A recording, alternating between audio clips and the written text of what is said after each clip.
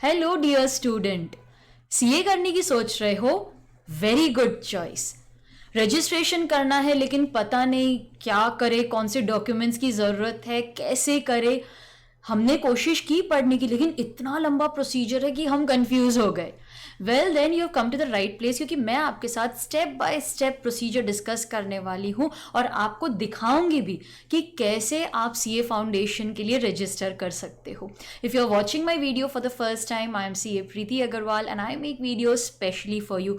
Do subscribe to your channel theory masters learning and hit the bell icon ताकि आपको ऐसे ही important videos का नोटिफिकेशन आता रहे। तो स्टूडेंट, आपको सीए फाउंडेशन कोर्स के लिए रजिस्टर करना है। स्टेप बाय स्टेप हम डिस्कस करने वाले हैं कि कौन रजिस्टर कर सकता है, एलिजिबिलिटी क्राइटेरिया क्या है। मैं सीधा आपको रजिस्ट्रेशन की तरफ नहीं ले जाऊंगी।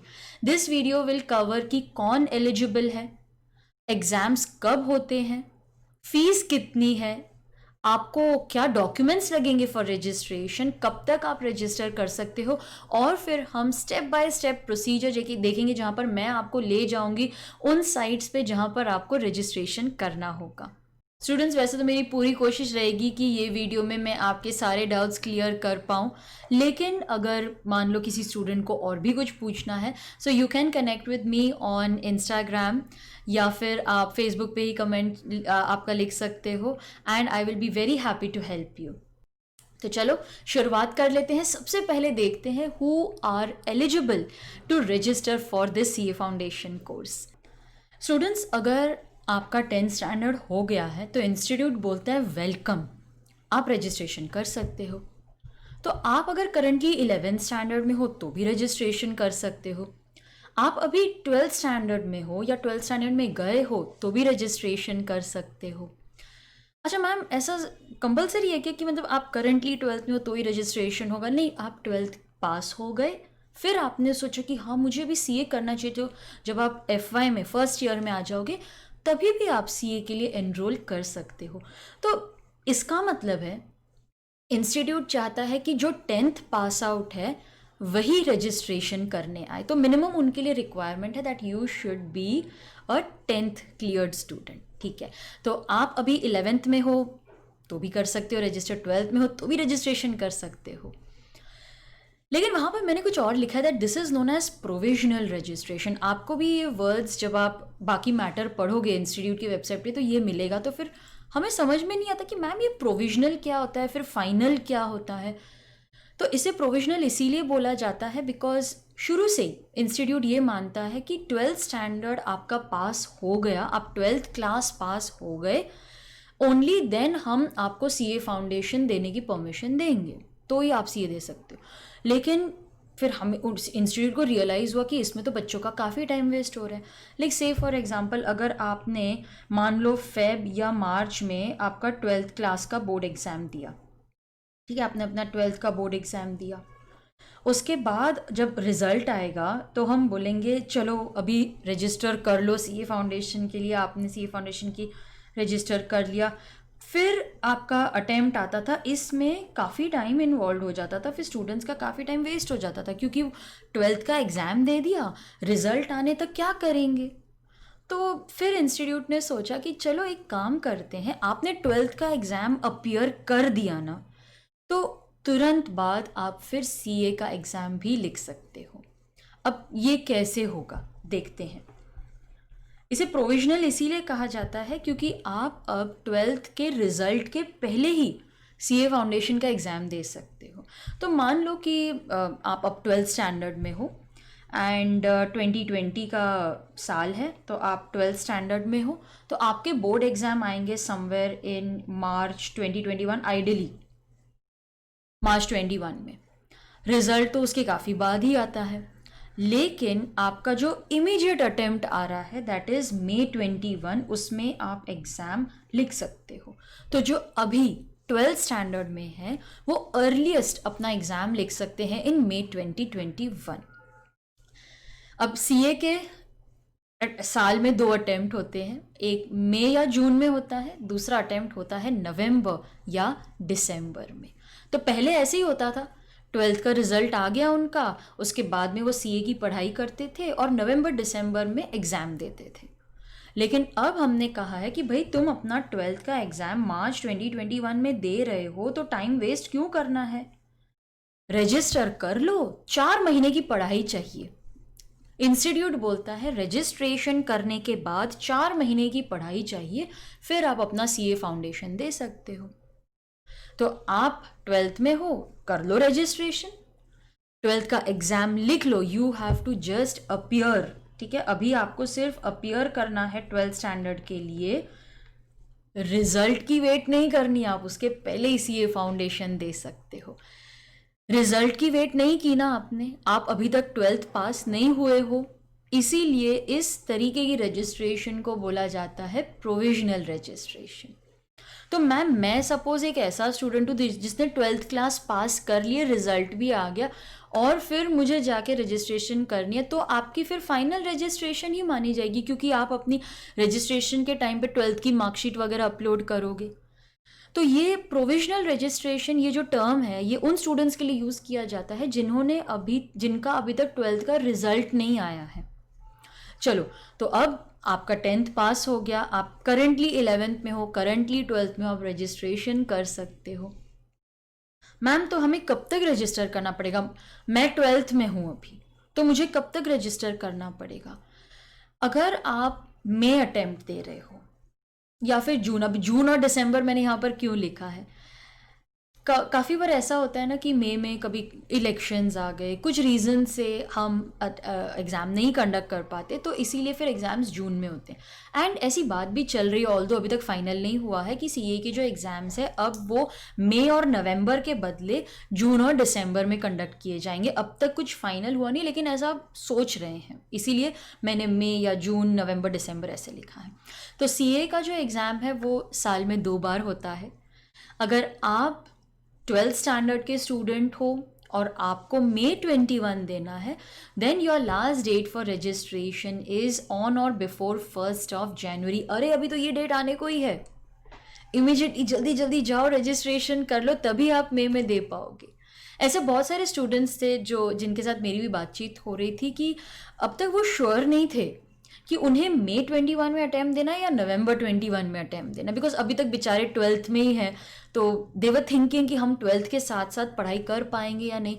अगर आप सोच रहे थे तो डिसीजन लेने का टाइम आ गया है स्टूडेंट्स, आपको अभी रजिस्टर करना ही पड़ेगा अगर आपको मई 21 में अटैम्प्ट देना है। अगर आपको नवंबर 21 में अटैम्प्ट देना है, then you have to register on or before 1st of July. आप अभी रजिस्ट्रेशन कर सकते हो, आप एग्ज़ाम बाद में दे दो, कोई प्रॉब्लम नहीं है। स्टूडेंट्स एक बात याद रखना कि रजिस्ट्रेशन और एग्ज़ाम ये दोनों बहुत अलग चीज़ें हैं। आप अभी सिर्फ रजिस्ट्रेशन कर लो, जब एग्ज़ाम लिखने बैठोगे ना तब एग्ज़ाम फॉर्म फिल कर लेना, वो भी मैं आपको नेक्स्ट एक्सप्लेन कर दूंगी। मैम मैं तो सिर्फ 11th में ही हूँ, अभी मैं क्या करूँ। अगर कोई ऐसा स्टूडेंट है जो सिर्फ 11th स्टैंडर्ड में ही है अभी, तो आपके पास अभी भी टाइम है। आपको जब भी एग्ज़ाम देना है, जैसे आपको मान लो मई में एग्ज़ाम देनी है, तो फिर आप जनवरी से पहले रजिस्टर कर लो। आप अभी 11th में हो, आप रजिस्ट्रेशन कर लो, कोई बात नहीं, लेकिन आप एग्ज़ाम तो तभी दे पाओगे when you appear for your 12th standard. अब एग्ज़ाम देने के लिए पहले रजिस्ट्रेशन तो करना पड़ेगा ना। तो आप 11th में हो, कर लो रजिस्ट्रेशन, 12th में हो तो भी रजिस्ट्रेशन कर सकते हो। That is known as a provisional registration. अच्छा, आपका रिज़ल्ट आ गया, 12th का रिज़ल्ट आ गया, फिर आपको वो बस डॉक्यूमेंट्स, मार्कशीट्स अपलोड करनी है, and that will be known as your final registration. Institute तो बोलते हैं देखो हम चाहते हैं कि हम सिर्फ 12th पास वाले स्टूडेंट्स को ही सीए फाउंडेशन का अटेम्प्ट देने दें, लेकिन उनके 6 महीने बचाने के लिए इंस्टीट्यूट ने थोड़े से चेंजेस कर दिए हैं। तो अब आपका रिजल्ट नहीं भी आया है, फिर भी आप रजिस्टर करके एग्ज़ाम लिख सकते हो, लेकिन एग्ज़ाम तभी लिख पाओगे जब आपने 12th के लिए अपीयर कर दिया है। ठीक है, so you have to appear for 12th standard and only then you can write on the exam. तो शायद वो आपकी जो भी हॉल टिकट हो गई या जो भी मिलता है आपको आपके बोर्ड की तरफ से, वो भी शायद अपलोड करना पड़े आपको जब आप एग्ज़ाम के लिए अप्लाई करोगे, एग्ज़ाम फॉर्म भरोगे, तब आपको शायद वो उनकी हॉल टिकट भी मांगे कि भाई अपलोड करो, पता तो चले कि आप एग्ज़ाम देने वाले हो अभी। So to save 6 months, they are now allowing students to appear even before their 12th standard results are out. So even before the result, you can appear for your CA foundation. You simply need to upload your CA 12th standard mark sheet later on. ये बाद में करना है आपको. And then your registration will be finalized. So what is the difference between provisional registration and final registration? कुछ नहीं है. Final registration सिर्फ एक formality है. आप जब 12th पास हो जाओगे, रिजल्ट आ जाएगा, सिर्फ वो डॉक्यूमेंट अपलोड करना है. अच्छा, एक क्वेरी है जो मुझे एक स्टूडेंट ने पूछी थी जब मैं ऐसे ही हमारे क्लासेस में उनको इन्फॉर्मेशन दे रही थी, तो बहुत ही यूनिक क्वेरी लगी मुझे, इसीलिए मैंने वो यहाँ पर इंक्लूड कर दी. उसने बोला, ma'am I am a 12th class student who will be appearing in the 12th standard exam in March और अप्रैल, जब भी हैं वो. सपोज आई रजिस्टर, मैं अभी रजिस्टर कर लूँ ये सोच के कि मैं तो मई में एग्जाम लिखने ही वाला हूँ. I clear the CA foundation but I don't clear my 12th standard exam. कुछ भी हो सकता है भाई, आप CA फाउंडेशन क्लियर हो गए, शायद 12th नहीं क्लियर हो, आपने CA पे ज़्यादा ध्यान दिया. Will my CA foundation result be valid? क्योंकि फाइनल रजिस्ट्रेशन के लिए मुझे 12th पास होना पड़ेगा. मुझे फाइनल रजिस्ट्रेशन के लिए तो मार्कशीट भी अपलोड करनी पड़ेगी अपनी 12th स्टैंडर्ड की. मैंने तो 12th का एग्जाम पास ही नहीं किया, तो मेरा CA फाउंडेशन का जो मैं पास कर चुका हूँ वो एग्जाम, वो ठीक वैलिड होगा ना? नहीं. Your admission to foundation will be regularise, मतलब हम वो प्रोविजनल रजिस्ट्रेशन को फाइनल बनाएंगे only when you clear 12th standard exam. तो आपका फाउंडेशन तभी माना जाएगा, मतलब आपको हम इंटर में तभी जाने देंगे जब पहले आप अपने 12th के एग्जाम पास कर लो. स्टूडेंट्स, ये सब अभी इसीलिए इम्पॉर्टेंट है बिकॉज अगर हम इंटर और फाइनल की बात करें तो फाउंडेशन के बाद आप इंटर पहुंचोगे. इंटर के लिए आपको 12th पास कर लेना है और फाउंडेशन का एग्ज़ाम भी पास करना है. इंटर में जाने के लिए आपने फाउंडेशन का एग्ज़ाम तो पास कर लिया, लेकिन आपने 12th का एग्ज़ाम पास नहीं किया. पहले 12th का एग्ज़ाम पास करो, तब हम तुम्हें इंटर में जाने देंगे. ठीक है, तो यहाँ पर प्रोविजनल रजिस्ट्रेशन के बाद में आपकी फाइनल रजिस्ट्रेशन हो जाएगी, क्योंकि अभी आपका 12th का रिजल्ट आ गया है. मैम, रजिस्ट्रेशन फीस क्या है? ये सबका क्वेश्चन रहता है कि कितना खर्चा होगा हमारा. So for CA foundation the registration fees is 9,200. उसमें से 200 प्रोस्पेक्टस के लिए है, 9,000 ट्यूशन फीस है. इसी के साथ साथ आपके पास एक और ऑप्शन है कि अगर आपको मेंबर्स जर्नल सब्सक्राइब करना है तो 400 रुपीज़ एक्स्ट्रा पे करने पड़ेंगे.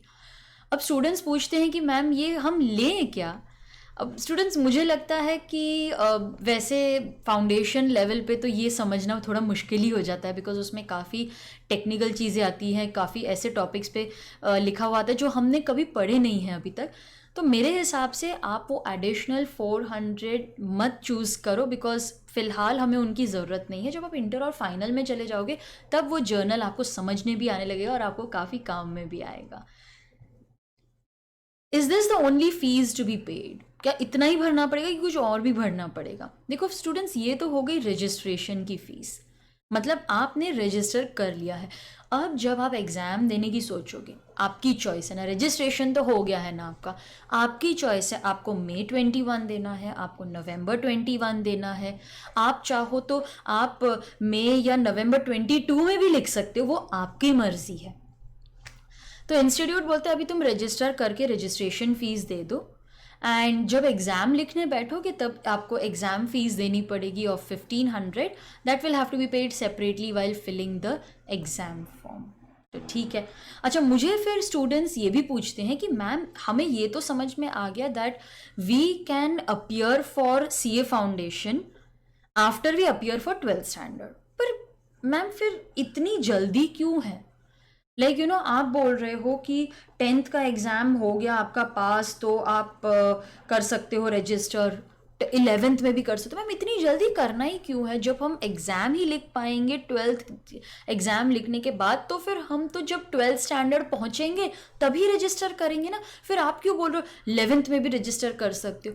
देखो, एज सच तो उसका कुछ फ़ायदा नहीं है. सिर्फ इतना होता है कि स्टडी मटेरियल आपको जल्दी मिल जाता है, और बहुत बार ऐसे होता है कि स्टूडेंट्स बाद में डिसाइड नहीं कर पाते कि उनको कब रजिस्टर करना चाहिए. कभी कभार डेट निकल जाती है, या आपने फॉर्म गलत भर दिया, आप टेंशन में आ गए.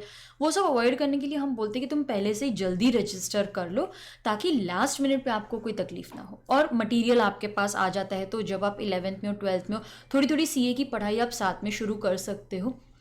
लेकिन if you want you can totally avoid this, आप 12th में रजिस्ट्रेशन करो, क्योंकि इंस्टीट्यूट के वेबसाइट पे soft copy of material available है ही। और मेरा एडवाइस है कि बहुत जल्दी रजिस्ट्रेशन मत करो, बिकॉज ऐसा कई बार होता है कि इंस्टीट्यूट मटेरियल ही चेंज कर देते हैं। जैसे स्टडी मटेरियल चेंज कर दिया फॉर May 2021, अब नए मटेरियल आ गए हैं, स्टडी मटेरियल नया आ गया है, तो आपने अगर बहुत जल्दी रजिस्ट्रेशन कर लिया तो मटेरियल चेंज भी हो सकता है। तो मेरा आपको यही एडवाइस है, that is totally my view, कि आप जब 12th क्लास में आ जाओगे ना, उस तभी रजिस्टर करना, ठीक है? तो आपको लेटेस्ट स्टडी मटेरियल भी मिलेगा। तो स्टूडेंट्स, यहाँ तक तो हमने सब देख लिया। And yes, if you want कि आपको ये जो मैं आपके साथ डिस्कस कर रही हूँ, जो क्वेश्चन आंसर फॉर्म में हम ये सब पढ़ रहे हैं, अगर आपको ये इसका PDF वर्जन चाहिए तो उसका लिंक मैंने डिस्क्रिप्शन बॉक्स में लिखा है, आप उसे डाउनलोड करके ये अपने पास प्रिजर्व करके रख सकते हो। आपको बार बार इधर उधर ढूंढने की ज़रूरत नहीं पड़ेगी। All right, let us go through the other questions, other queries that you can have. What is exam form? Isn't registration sufficient for exam? अब आपके मन में शायद ऐसा आ सकता है कि मैम ये रजिस्ट्रेशन फॉर्म भर दिया हमने, तो फिर एग्ज़ाम फॉर्म क्यों भरना पड़ेगा हमें? देखो, आपने रजिस्ट्रेशन कर लिया, मतलब आप इंस्टीट्यूट को बोल रहे हो कि I am interested in appearing for exam. फिर आपकी मर्जी है कि आपको कब एग्ज़ाम देना है। लेट्स से फॉर एग्जांपल कि आप अभी 31 दिसंबर तक रजिस्ट्रेशन कर लेते हो। ओके, मैं तो 1 जैन तक जाऊंगी नहीं, मैं लास्ट मिनट पे नहीं वेट करना चाहती, तो मैं बोलती हूँ 31 दिसंबर तक कर लो रजिस्टर। आप रजिस्टर कर लेते हो 31 दिसंबर लेट्स से 2020 तक। फिर आपकी मर्जी है कि आपको एग्ज़ाम May 21 में देना है, या आपको एग्ज़ाम November 21 में देना है, या आपको 22 में देना है, या आपको 23 में देना है। वो आपकी मर्जी है, कभी भी दे सकते हो। अगर आपने रजिस्ट्रेशन कर लिया है, then that registration will be valid for 3 years for foundation course, inter के लिए 4 years तक रजिस्ट्रेशन वैलिड होगी, फिर फाइनल के लिए 5 years तक। अगर सपोज आपने रजिस्ट्रेशन कर दिया लेकिन इन 3 सालों में आप एग्ज़ाम दे ही नहीं पाए, तो वो रजिस्ट्रेशन 3 साल के बाद I will not say cancel हो जाएगी, लेकिन आपको वो रिन्यू करनी पड़ेगी by paying some nominal fees of 300 rupees. ठीक है, तो थोड़ी सी फीस 300 रुपये आप भर सकते हो, एंड आपकी जो रजिस्ट्रेशन है वो रिन्यू हो जाएगी, then you can apply for your exam. तो स्टूडेंट्स, ये एक बात समझ लो, रजिस्ट्रेशन अलग है, एग्ज़ाम फॉर्म अलग है। बहुत बार ऐसे होता है कि स्टूडेंट्स रजिस्ट्रेशन कर लेते हैं, उनको लगता है सब हो जाएगा, अभी मुझे हॉल टिकट आ जाएगी, मैं चले जाऊंगा एग्ज़ाम लिखने। ऐसा नहीं है, आपने रजिस्ट्रेशन कर लिया, फिर आपको एग्ज़ाम चूज़ करना पड़ेगा ना कौन सा अटैम्प्ट देना है, तभी भी आपको एक एग्ज़ाम फॉर्म भरना पड़ेगा। तो अब अगर May 21 की हम लोग बात करें, तो आपका exam form should come somewhere in the month of February या मार्च में आपका आना चाहिए। अगर आप November 21 में एग्ज़ाम देना चाहते हो, तो अगस्त सितंबर में आपका एग्ज़ाम फॉर्म आ जाएगा, which you will have to submit. अच्छा मैम, ये रजिस्ट्रेशन ठीक है, अभी हमको करना है CA, हमने ये सोच लिया कि CA करना है, ये प्रोसीजर ऑनलाइन है या ऑफलाइन है? Well students, the procedure is completely online, which is I think a very good thing. आपको वहाँ पर ट्रैवल नहीं करना, आपको किधर लाइन में वेट नहीं करना है, पूरा ऑनलाइन प्रोसीजर है। फॉर्म्स भी ऑनलाइन भरेंगे, मैं आपको दिखाऊंगी कि फॉर्म्स कैसे भरना है, स्टेप बाय स्टेप प्रोसीजर आपको लेकर जाऊंगी। ये भी बताऊंगी कि फॉर्म भरने से पहले क्या डॉक्यूमेंट्स आपको तैयार करके रखने हैं, ताकि फॉर्म भरने के टाइम पे आपको बिल्कुल भी परेशानी नहीं होगी। तो रजिस्ट्रेशन कम्प्लीटली ऑनलाइन है, पेमेंट भी आपको ऑनलाइन ही करनी है through net banking, debit card, credit card, Paytm is also an option. Fees online भरनी है आपको, अभी कुछ कैश या चेक लेकर जाने की ज़रूरत नहीं है, वहाँ पर कोई फिजिकल डॉक्यूमेंट सबमिट करने की ज़रूरत नहीं है। After successful registration you can also download the study material, वो भी आप you can place N order for the study material. Soft copy तो एनी टाइम आप डाउनलोड कर सकते हो, उसके लिए रजिस्ट्रेशन की भी ज़रूरत नहीं है। आप इंस्टीट्यूट की वेबसाइट पे चले जाइए ICAI.org, वहाँ पर स्टूडेंट्स पोर्टल में you will be able to download the study material.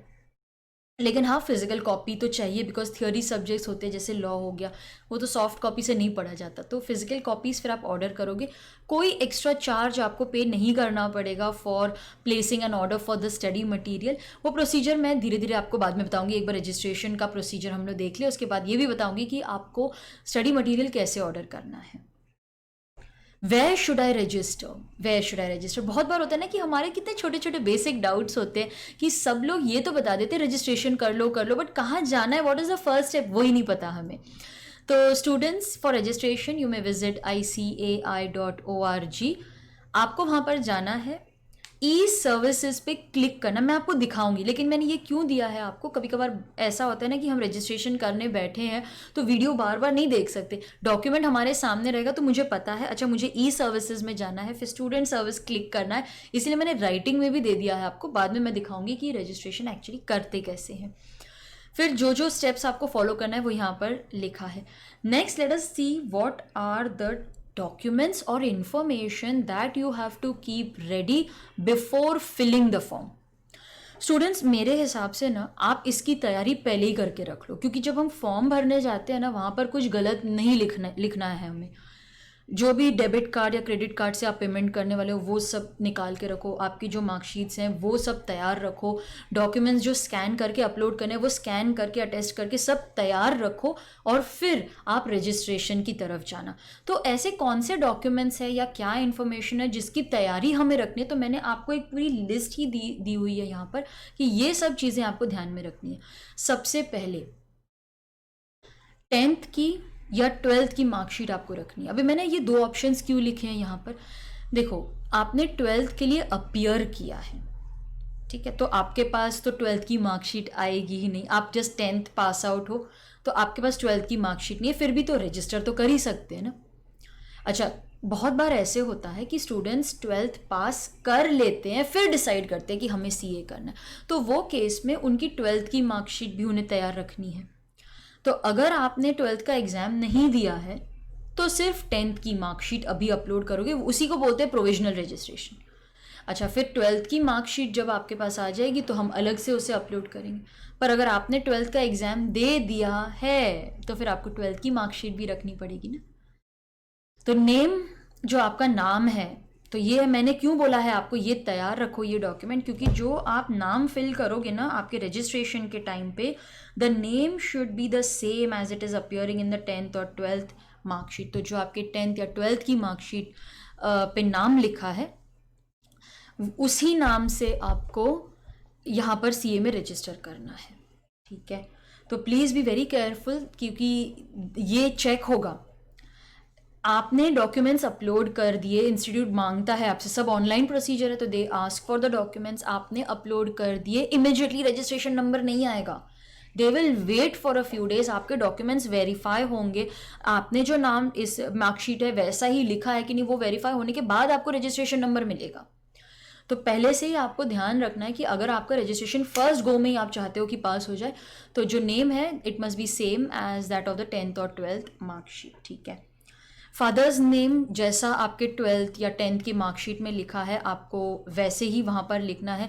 Name surname जैसा है, जो जो जो स्टाइल से लिखा है या आपका सरनेम पहले लिखा गया है फिर नेम जैसा है वैसे आपको लिखना है। Phone number, email ID you will have to put. Now students की आदत होती है फ़ोन बदली कर, नंबर चेंज करते रहते हैं, अरे इसकी अच्छी स्कीम आ गई चलो मैंने एयरटेल ले लिया, अच्छा वोडाफोन की अच्छी स्कीम आ गई नंबर ही चेंज कर दिया। जो फ़ोन नंबर आप इंस्टीट्यूट को दोगे, जो भी नोटिफिकेशंस है OTPs हैं वो सारी आपके उस मोबाइल नंबर पे आएंगी, तो प्लीज़ वो मोबाइल नंबर जो दे रहे हो बड़े ध्यान से देना, फिर वो चेंज नहीं करना। Email ID very important. अब मेरे हिसाब से ना ईमेल आईडी ज़्यादा इंपॉर्टेंट है, क्योंकि जब मैं रजिस्ट्रेशन का प्रोसीजर देख रही थी तो मैं I wanted to see what is the new procedure, when I put the details, तो वहाँ पर मुझे मोबाइल नंबर पे OTP नहीं आया लेकिन ईमेल पे ज़रूर आ गया। मोबाइल नंबर पे कभी कभार ऐसे होता है कि नहीं भी आ सकता है, 100 में से 2 केसेस में शायद नहीं आए, लेकिन ईमेल तो दोनों में से किसी एक में तो आना चाहिए ना, तो that is why email is very important. अच्छा, मैंने वहाँ पर लिखा है note down the email entered, क्योंकि कभी कभार हमारे 3-4 ईमेल आईडीज़ होते हैं फिर हम भूल जाते हैं कौन सा ईमेल आईडी दिया था यहाँ पर। तो जो भी ईमेल आईडी आप दे रहे हो फॉर रजिस्ट्रेशन उसे एक नोटबुक में लिख के रखो कि ये ईमेल आईडी मैंने यहाँ पर दिया, इसका ये लॉगिन ये पासवर्ड है, ताकि आप भूल ना जाओ। Please enter your own mobile number and email as all the important communications OTP will be send to that number only. Mummy papa का मत करना, क्योंकि कभी कभार ऐसा होता है उनके इतने सारे मेल्स में आपका एक ईमेल शायद वो आपको बताना भूल जाए। तो अगर आपका ईमेल आईडी नहीं है आपके पास तो क्रिएट वन और उसे इस कम्युनिकेशन के लिए ही रखो, ताकि आपको भी याद रहे कि ये ईमेल में मुझे सिर्फ इंस्टीट्यूट के कम्युनिकेशंस आने वाले हैं। Okay. Right the permanent address for correspondence. अब यहाँ पर बहुत बार ऐसे होता है कि हमारा परमानेंट एड्रेस अलग होता है, करस्पॉन्डेंस कम्युनिकेशन का एड्रेस अलग होता है, क्योंकि बहुत सारे स्टूडेंट्स होते हैं जो अपने होम टाउन से बाहर जाके पढ़ाई करते हैं। जैसे मेरे ही कितने स्टूडेंट्स हैं जिनका होम टाउन दूर है, लाइक गोवा के इंटीरियर में है, महाराष्ट्र में है, लेकिन वो मुंबई आते हैं पढ़ाई करने के लिए। तो इंस्टीट्यूट बोलते हैं कि आप मुझे वो एड्रेस दो जहाँ पर आप कम्युनिकेशन चाहते हो। अब अगर आप यहाँ पर किसी रिलेटिव के यहाँ पर रह रहे हो, या पीजी में रह रहे हो, हॉस्टल में रह रहे हो, मेरे हिसाब से वो एड्रेस ना देके आप अपने घर का जो परमानेंट एड्रेस है वही लिखो वहाँ पर, ताकि कम्युनिकेशंस वहीं पर आए। और वैसे भी कुछ खास कम्युनिकेशंस आते नहीं है, मोस्टली सब अभी ईमेल पे ही आता है आपको, so you need not worry. But yes, your permanent address and your correspondence address can be different, but मेरा यही एडवाइस रहेगा कि जो आपका परमानेंट एड्रेस है वही देना for correspondence. Your date of birth students very important. Date of birth should be as per the 10th और 12th मार्कशीट। अगर वहाँ पर कुछ गलत है तो पहले मार्कशीट चेंज करवाओ और फिर वही डेट आप रजिस्ट्रेशन में डालना। तो इसीलिए मैंने कहा आपसे कि रजिस्ट्रेशन करने से पहले ये डॉक्यूमेंट्स तैयार कर लो, ensure that they are proper, only then go for registration. वरना ऐसा होगा आप रजिस्ट्रेशन करने बैठे, ओटीपी वगैरह सब आ गया और फिर बाद में पता लगा कि आपके डॉक्यूमेंट्स ही सही नहीं है। Keep payment mode like debit card, credit card, net banking details handy. आप जो भी पेमेंट मोड यूज़ करना चाहते हो, डेबिट कार्ड, क्रेडिट कार्ड, कौन सा है, उसका पिन नंबर क्या है, वो कौन से मोबाइल पे रजिस्टर्ड है, वो मोबाइल भी बाजू में रखो, क्योंकि आपको बैंक भी ओटीपी भेजने वाला है। तो जब भी आप रजिस्ट्रेशन करने बैठोगे तो मोबाइल जो वो कार्ड से लिंक्ड है, डेबिट कार्ड, क्रेडिट कार्ड, उसका पिन चाहिए। तो आपके पेरेंट को वहाँ पर आप अपने बाजू में बिठाइए कि आप प्लीज़ मेरे साथ बैठिए, पेमेंट करने का ऑप्शन अभी आ गया है। पेटीएम से भी आप पेमेंट कर सकते हो। Next, and this is very, very important, students, you have to keep scanned copy of self-attested 10th or 12th standard mark sheet for students registering after 12th standard. तो scanned copy of self-attested, बाप रे ये तो कितने सारे term, scanned copy of self-attested mark sheet, copy देनी है आपको, ओरिजिनल नहीं। तो आप क्या करोगे, आपकी 10th की मार्कशीट है, उसकी फ़ोटो कॉपी निकालोगे, ओके। तो उसे आप उसकी ज़ेरॉक्स निकालोगे, उस पर आप खुद साइन करोगे, सेल्फ अटेस्ट करोगे, क्योंकि हमें कैसे पता कि जो डॉक्यूमेंट सबमिट हो रहा है वो सही है या नहीं। तो आप उसकी ज़ेरॉक्स लो, ओरिजिनल पे प्लीज़ साइन मत करना, ओरिजिनल की ज़ेरॉक्स लेना, उस पर साइन करना एंड फिर उसे तैयार कर देना फॉर अपलोडिंग। नाउ आपने मोबाइल से फ़ोटो खींच ली, वो आप अपलोड नहीं कर सकते, वो इंस्टीट्यूट एक्सेप्ट नहीं करेगा। आपको उसे स्कैन करना है, ठीक है। मोबाइल से भी अगर आपने क्लिक कर दी तो मोबाइल में भी काफ़ी सारे स्कैनर आते हैं, जैसे पहले कैम स्कैनर था, अभी तो चाइनीज़ ऐप पे करके बंद हो गया, और भी बहुत सारे स्कैनर्स हैं। तो आप अगर मोबाइल से फ़ोटो भी खींच रहे हो तो आपको वो स्कैन करके पीडीएफ फॉर्मेट में ही भेजनी है। तो इससे अच्छा है कि स्कैनर से ही आप फ़ोटो, जो भी आपके पास ऐप है उसकी, उससे फ़ोटो खींच लो, स्कैन करके भेज दो। तो प्रिंटर में अगर आपका स्कैनर है वो यूज़ कर लो, या फिर मोबाइल में भी स्कैनर के बहुत सारे ऐप्स आते हैं वो कर लो। देखो वहाँ पर नीचे मैंने नोट में भी लिखा है, और ये इंस्टीट्यूट ने अपने फॉर्म्स में भी लिखा है, that only scanned copy is accepted. Image capture from mobile, आपने मोबाइल से फ़ोटो ले ली, वो फ़ोटो अपलोड नहीं कर सकते। या कैमरा से, कोई आपके पास डिजी कैमरा था, डीएसएलआर था, उससे फ़ोटो ले ली और अपलोड कर दी, नहीं चलेगा। फ़ोटो क्लियर होनी चाहिए, वरना आपके डॉक्यूमेंट्स वो प्रोसेस नहीं कर पाएंगे। The maximum size of this image, जो भी नीचे भी देखो फोटोग्राफ चाहिए, आपका स्कैन कॉपी ऑफ सिग्नेचर चाहिए, इमेज की साइज भी दी है उन्होंने, विड्थ कितना होना चाहिए, लेंथ कितना होना चाहिए, इमेज क्लियर होनी चाहिए। अच्छा, आपकी जो स्कैन कॉपी ऑफ मार्कशीट है उसमें आपने अटेस्टेशन कर दिया, लेकिन ये बातों का ध्यान रखना है that the date of birth must be mention on the marksheet. तो आपकी जो भी मार्कशीट है उसमें आपकी डेट ऑफ बर्थ लिखी होनी चाहिए। सपोज आपका जो बोर्ड है वो मार्कशीट पे डेट ऑफ बर्थ नहीं लिखता है, ठीक है, कभी कभार ऐसा होता है कि कोई बोर्ड है जिनके मार्कशीट पे डेट ऑफ बर्थ नहीं लिखा है, then kindly upload the marksheet along with a passing certificate. फिर पासिंग सर्टिफिकेट में डेट ऑफ बर्थ होती है, ठीक है। अब इसे सिंगल फाइल में आपको करना है। तो अभी जैसे कैम स्कैनर मेरे स्टूडेंट्स यूज़ कर रहे थे, तो मैंने भी देखा कि 2-3 फोटोज़ को आप क्लिक कर लो और एक ही फाइल में आप भेज सकते हो। तो आप मार्कशीट और पासिंग सर्टिफिकेट की फ़ोटो ले लोगे, लेकिन उसे एक ही फाइल में आप भेज दोगे, एक ही पीडीएफ बना के आप अपलोड कर लोगे। तो पासिंग सर्टिफिकेट में आपका जो डेट ऑफ बर्थ है वो कंसिडर किया जाएगा।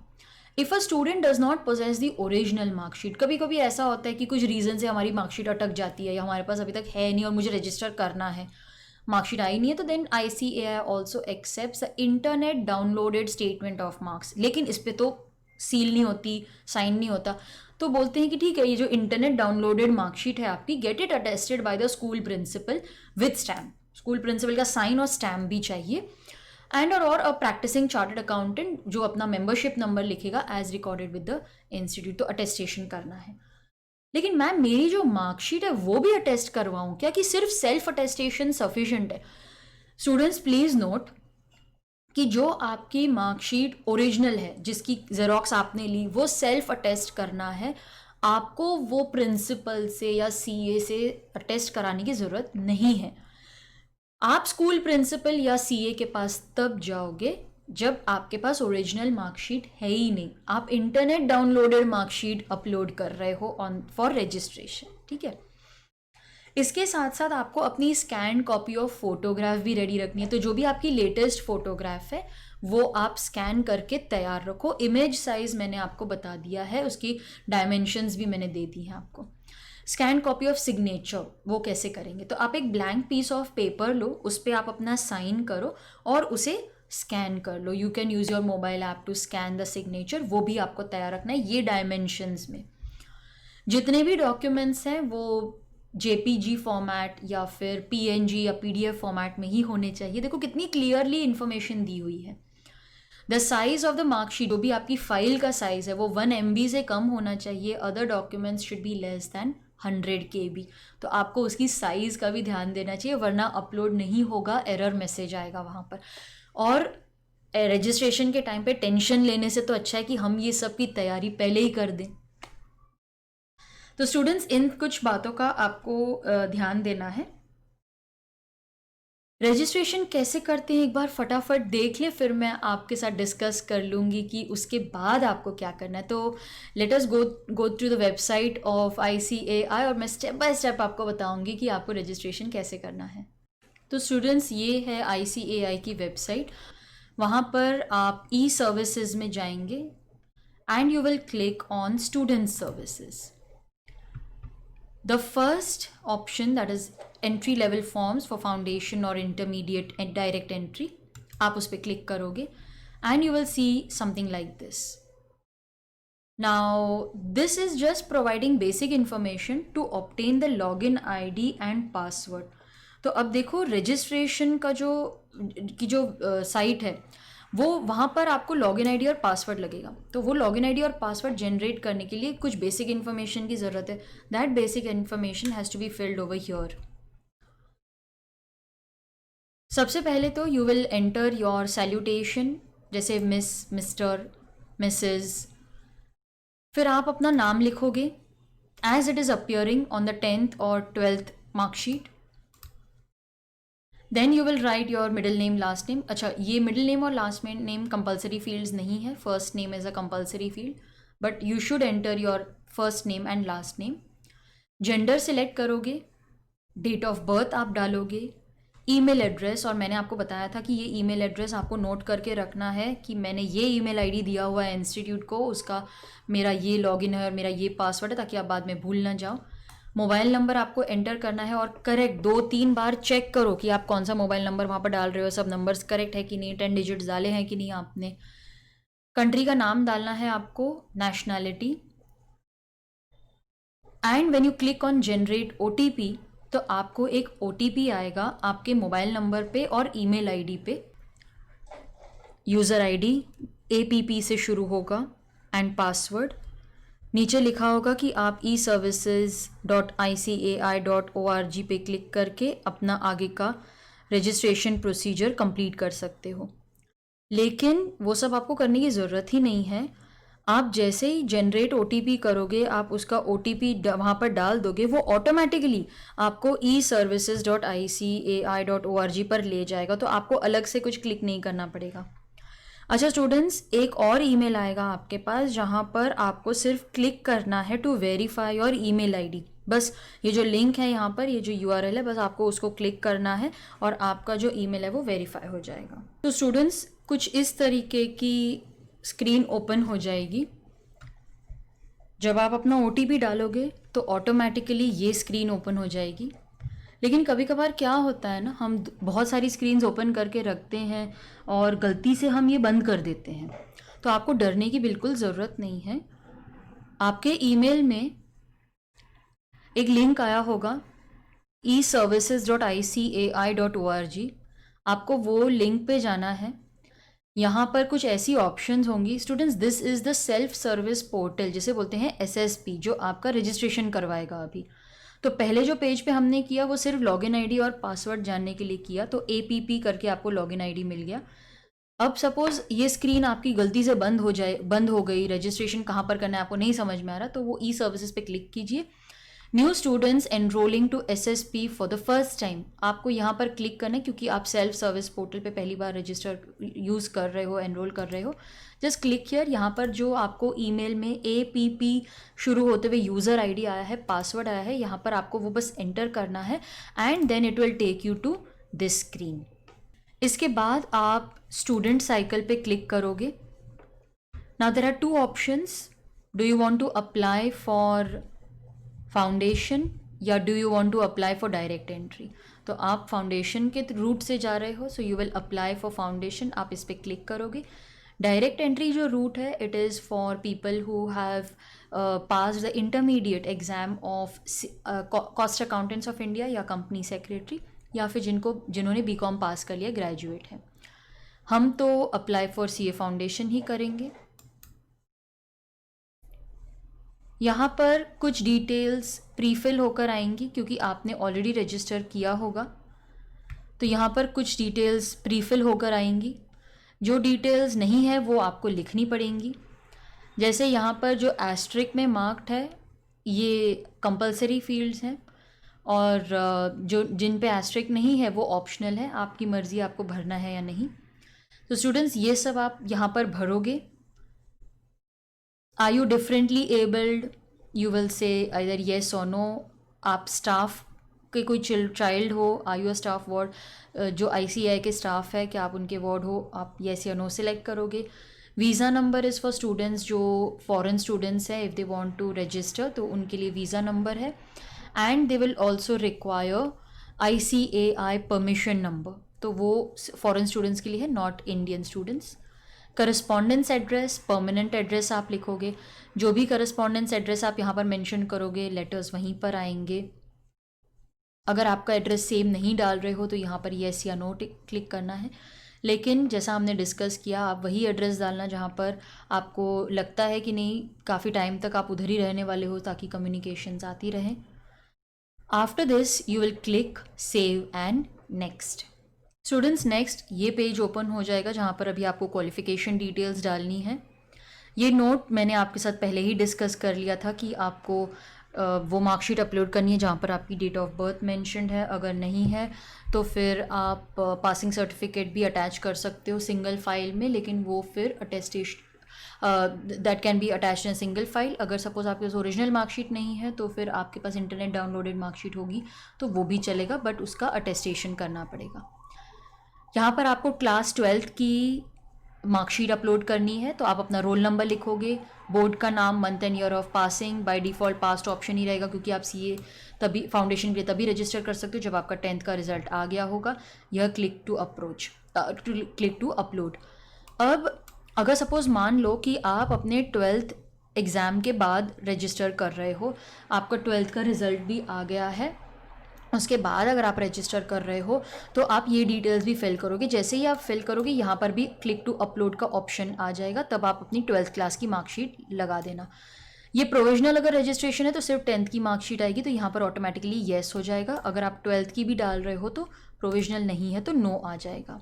आप सेव एंड नेक्स्ट पे क्लिक करोगे तो वो आपको पेमेंट डिटेल्स की तरफ ले जाएगा। आप पेमेंट करके आपका रजिस्ट्रेशन कंफर्म कर सकते हो। Students, please keep one thing in mind, जब भी आप रजिस्ट्रेशन करने बैठोगे प्लीज़ बैक मत जाना, बैक बटन प्रेस मत करना, क्योंकि जब भी हम वो पेज को बैक करने जाते हैं तो वो आपको वहाँ से लॉग आउट करवा देगा। डरने की बिल्कुल ज़रूरत नहीं है। आप दोबारा से अपना जो APP, आपका जो प्रोविजनल लॉगिन आया था, आपके पास टेम्प्रेरी लॉगिन जो आया था, आप eservices.icai.org पे जाके उसी से लॉगिन कीजिए और जो डिटेल्स आपने सेव की हैं वो सेव्ड ही रहेंगी and then you can continue filling. तो घबराने की बिल्कुल भी ज़रूरत नहीं है। वो लॉगिन आईडी जो पासवर्ड टेम्प्रेरी था उसे यूज़ करके फिर से लॉगिन कर सकते हो। ओके अच्छा, आपने फ़ीस भर दी, देन व्हाट आफ्टर दैट?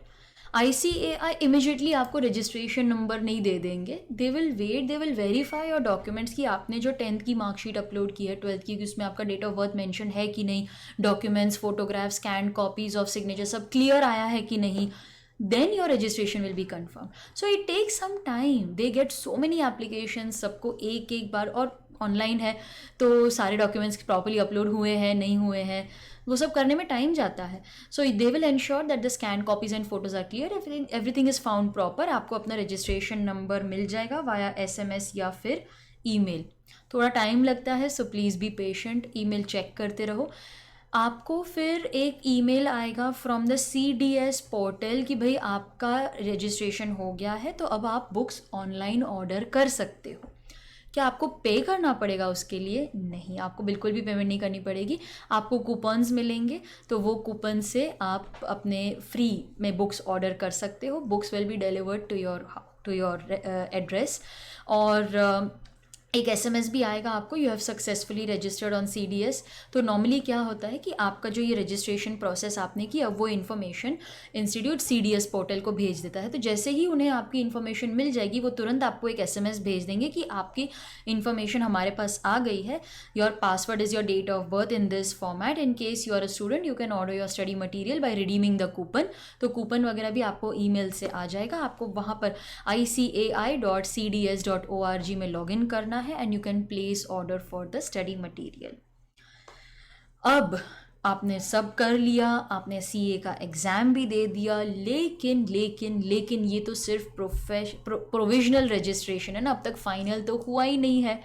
तो फाइनल रजिस्ट्रेशन मतलब एक फॉर्मेलिटी है. वो तभी होगा जब आप अपनी 12th की मार्कशीट अपलोड करोगे. तो स्टूडेंट्स बिल्कुल भी मत भूलना कि बाद में जब आपके CA फाउंडेशन के एग्ज़ाम्स हो जाएंगे, आपको 12th की मार्कशीट मिल जाएगी, तो आपको वो अपलोड भी करनी है.